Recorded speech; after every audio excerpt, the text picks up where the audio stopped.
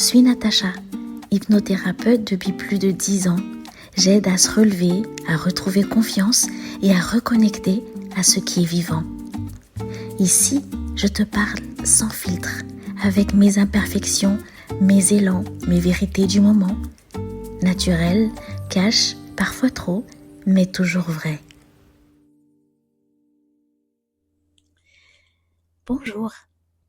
Aujourd'hui, dans cet épisode, je vais te raconter ce que Bali m'a appris sur le contrôle et sur mes cheveux. C'est un peu de l'autodérision et beaucoup de sagesse vivante, mais toi aussi, installe-toi, prends ton thé et je t'invite à m'écouter. Et merci d'être là. J'ai compris un truc à Bali. Tu crois que tu as lâché prise jusqu'au jour où tu essaies de faire un brushing sous 40 degrés et 98% d'humidité. Là, tu découvres ton vrai niveau de détachement spirituel. Spoiler, le mien avait besoin d'une retouche. Parce qu'entre nous, rien ne t'apprend mieux à lâcher le contrôle que l'humidité tropicale, je t'assure. Et en plus, après, tu mets un casque pour prendre ton scooter. Laisse tomber, tes cheveux font grève, ton mascara fuit, ton short colle et ton ego aussi. Et pourtant, c'est dans ces moments-là que tu réalises que le contrôle, c'est juste une illusion avec un agenda Google. Moi, avant Bali, j'étais la reine du il faut. Il faut que je prévoie, il faut que je sois prête, il faut que tout soit parfait. Sauf qu'à Bali, rien ne se passe comme prévu. La pluie tombe sans prévenir, le scooter cale juste quand t'as mis du blanc et tes plans, ils fondent plus vite que ton vernis. Alors j'ai arrêté de contrôler et j'ai commencé à coopérer. Et là, tout a changé. Parce que quand tu coopères avec la vie, elle devient ton partenaire, pas ton ennemi. Et franchement, combien de fois on se rend malade à vouloir tout tenir, à vouloir que les gens réagissent comme on veut pour que le timing soit parfait, pour que nos émotions restent bien rangées dans des boîtes de Tupperware. Spoiler, les émotions débordent toujours, n'est-ce pas? C'est un peu comme la sauce soja. Ça reste jamais vraiment parfaitement sur le sushi. Enfin bref, le contrôle, c'est une fausse sécurité. Tu crois que tu te protèges, mais en vrai, tu t'empêches de vivre. T'es en apnée. Et tu sais, le plus drôle, plus tu veux contrôler, plus la vie te fait des blagues. Un jour, je devais enregistrer une vidéo super sérieuse.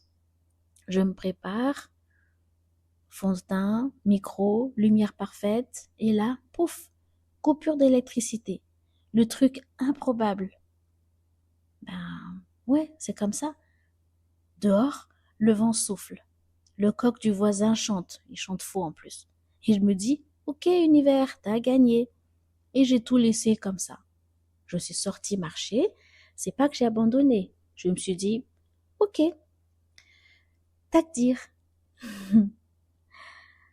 J'étais trempée, sans filtre. Les cheveux façon tempête tropicale. Et tu sais quoi?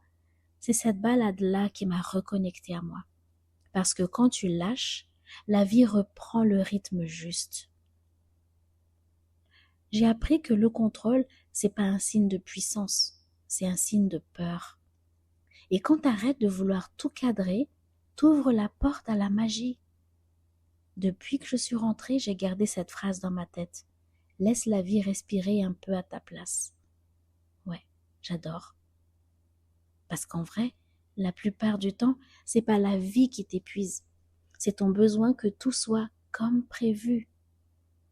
Et je te le dis avec toute ma bienveillance. Si tu veux voir à quel point tu tiens encore au contrôle, regarde ta réaction quand ton téléphone bug. T'as envie de le balancer, n'est-ce pas? Moi aussi. Le lâcher-prise, ça commence par accepter que tout n'est pas rechargeable. C'est qu'en vrai, tout ce qui t'échappe te libère. Ouais, ça a l'air un peu fou, c'est profond. Mais si tu veux apprendre à lâcher sans t'écrouler, à vivre sans plan B et à garder ton calme même quand ta Wi-Fi saute, c'est exactement ce qu'on fait ensemble dans HTM. Parce qu'au fond, le vrai contrôle, c'est de savoir quand ne plus contrôler. En fait, tu maîtrises le non-contrôle. Et ça, j'aime trop. Et j'aime trop montrer ça aux gens, en fait. Et maintenant, chaque fois que je sens que je veux forcer, je me regarde dans le miroir et je me dis, relax, Nat, ce sont que des cheveux, pas un plan divin. Et là, tout rentre dans l'ordre. Parce que le karma a frappé. À Bali, mes cheveux m'ont pris la sagesse. À Genève, ils me rappellent l'humilité. Et entre les deux, il y a la vie qui me coiffe comme elle veut. Tu sais, quand je suis revenue à Genève, j'étais encore dans mon mood.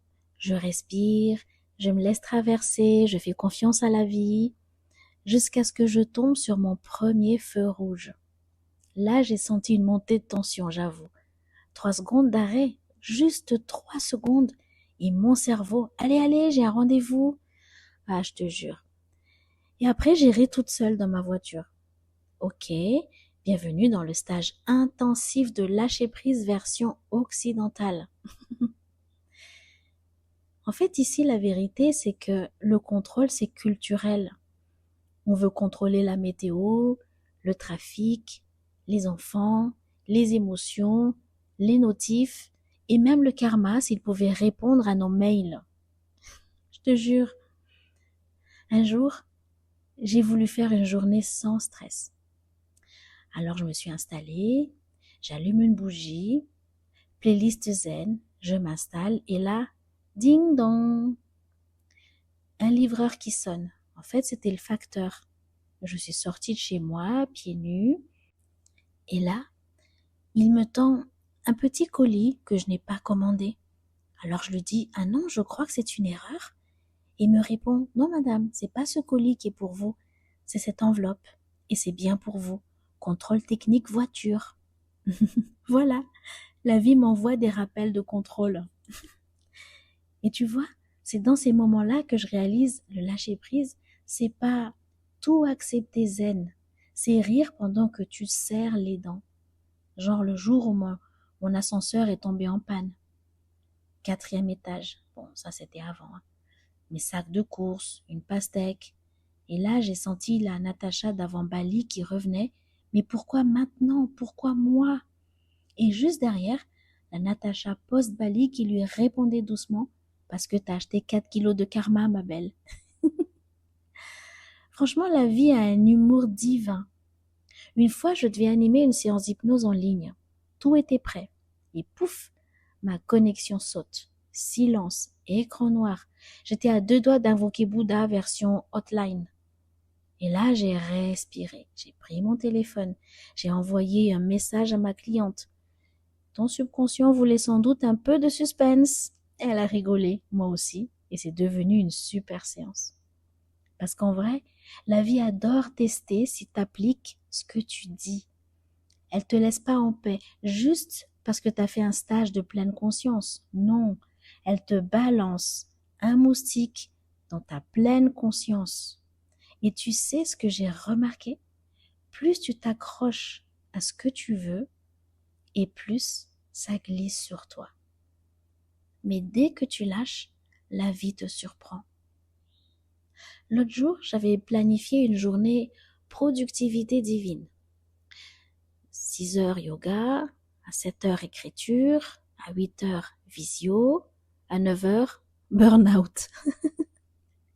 Évidemment, rien ne s'est passé comme prévu, mais à la place, j'ai eu une conversation magique avec une amie, une balade au bord du lac, un fou rire monstrueux à cause d'un pigeon qui m'a confondu avec un palmier. Et je me suis dit, ok univers, message reçu, je suis pas la PDG de la vie. Le contrôle, c'est comme une frange. Au début, tu crois que ça t'ira bien et après, tu passes 3 mois à essayer de la dompter. Alors maintenant, quand tout part en freestyle, je souris, je lève les mains et je dis, ok univers, coiffe-moi comme tu veux. Et c'est fou, chaque fois que je fais ça, tout devient plus fluide. Ma mèche devient même quelque chose de mignon. Et peut-être que c'est ça le vrai lâcher prise. Ouais, apprendre à ne pas corriger la vie quand elle dépasse un peu du cadre. Et si tu as besoin d'un repère, rappelle-toi cette phrase. Le contrôle, c'est quand tu veux que la vie te suive. La confiance, c'est quand tu acceptes de la suivre. Et crois-moi, elle a un meilleur sens du timing que toi. La suite au prochain épisode.